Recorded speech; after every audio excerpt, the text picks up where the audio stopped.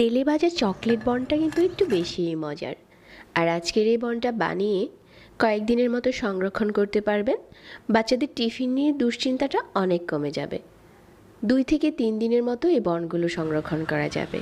বন বানানোর জন্য আমি এখানে হাফ কাপ লিকুইড মিল্ক নিয়েছি, আর এটা হচ্ছে কুসুম গরম আছে।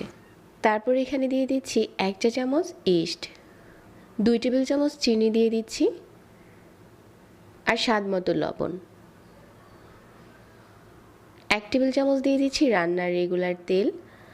এখন এই সবগুলো উপকরণ একসাথে করে মিশিয়ে নিচ্ছি। মেশানো হয়ে গেলে এখানে আমি 1.5 কাপ দিয়ে দিচ্ছি ময়দা।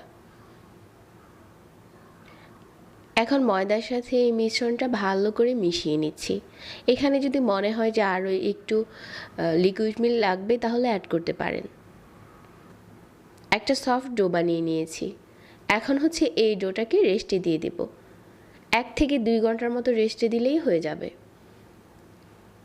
এখন দেখা যাচ্ছে যে ডোটা ফুলে ডবল হয়ে গেছে। তারপর এখান থেকে ছোট ছোট ডো বানিয়ে নিচ্ছি।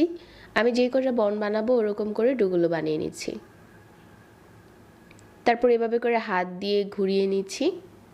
আর ডোটার মাঝ বরাবর আমি হচ্ছে চকলেটের টুকরো দিয়ে দিচ্ছি। দিয়ে এভাবে করে সাইডটা ভালো করে বন্ধ করে দিচ্ছি। এভাবে সবগুলো বনের ডো বানানো হয়ে গেছে। বোর্ডে একটু ময়দা ছড়িয়ে ডোগুলো রেখে দিচ্ছি। আর এগুলো হচ্ছে এখন আমি আবারও রেস্টে দিয়ে দিচ্ছি 1 ঘন্টার জন্য। এই 1 ঘন্টায় কিন্তু আবারও ফুলে ডবল হয়ে যাবে। আপনারা চাইলে কিন্তু ইলেকট্রিক ওভেনে বেক করতে পারেন, তবে আমি সহজ পদ্ধতিতে শেয়ার করছি, এজন্য হচ্ছে তেলে ভেজেই বনগুলো বানিয়ে নিচ্ছি। মিডিয়াম আঁচে তেলটা গরম করে নেবেন, আর সবগুলো বন দেওয়ার পর এপাশ ওপাশ করে লাল করে ভাজতে হবে। বন ভাজার সময় কিন্তু চুলার আঁচ বাড়ানো যাবে না, একদম মিডিয়াম আঁচে ভাজতে হবে। তাহলে বনগুলো ফুলে যাবে আর দারুণ একটা কালার আসবে। বনগুলো ভাজা হয়ে গেছে, আর তেল ঝরিয়ে উঠিয়ে নিচ্ছি।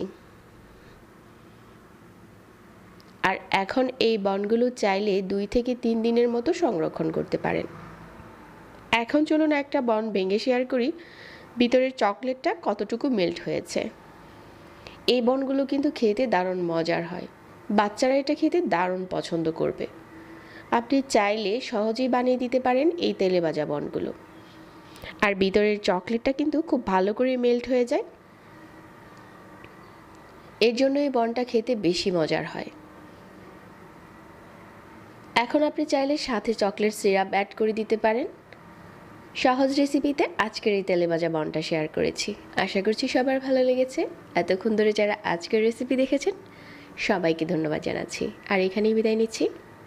আল্লাহ হাফেজ।